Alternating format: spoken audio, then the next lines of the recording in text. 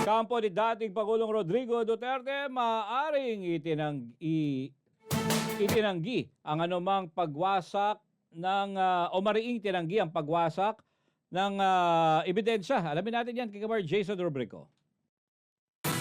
Kamakailan inihayag ni Justice Secretary Boying Rimulya na posibleng inabandona na ng gobyerno ang paghawak ng mga kaso ng war on drugs, bunsod ng umano'y kawalan ng ebidensya at sinadyang pagkasira ng mga dokumento. Ani Rimulya, maaaring sinadyang burahin ang mga ito upang hindi umusad ang kaso. Ngunit giit ni Attorney Kaufman, walang kinalaman si Duterte sa anumang sinasabing pagwasak ng ebidensya. That's Secretary of Justice Rimulya's claims. What I do know is that my client, Mr. Duterte, had nothing to do with destroying any evidence. Destroying evidence is a criminal offence.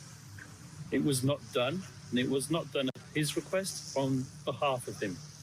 Let me make that very clear. Paliwanag pa ni Kaufman, hindi totoo ang aligasyon ni Rimulya at walang katotohanan ang sinasabing pagkasira ng ebidensya na aniya ay isang krimen. That's Secretary of Justice Rimulya's claim that evidence was destroyed. I don't believe it.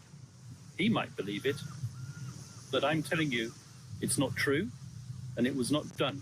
Tumanggi naman si Kaufman na isa publiko ang anumang detalye tungkol sa mga ebidensyang hawak ng prosekusyon ng ICC. Nilinaw rin niya na walang sinuman mula sa kampo ni Duterte ang may kinalaman sa sinasabing pagwasak ng ebidensya. Aniya, ang ganitong aksyon ay isang kriminal na paglabag at hindi ito ginawa o iniutos ng kanyang kliyente na ngayon humaharap sa mga paratang na wala umanong sapat na basehan. Para sa Diyos at sa Pilipinas kung mahal, ako si Jason Rubrico, SMNI News.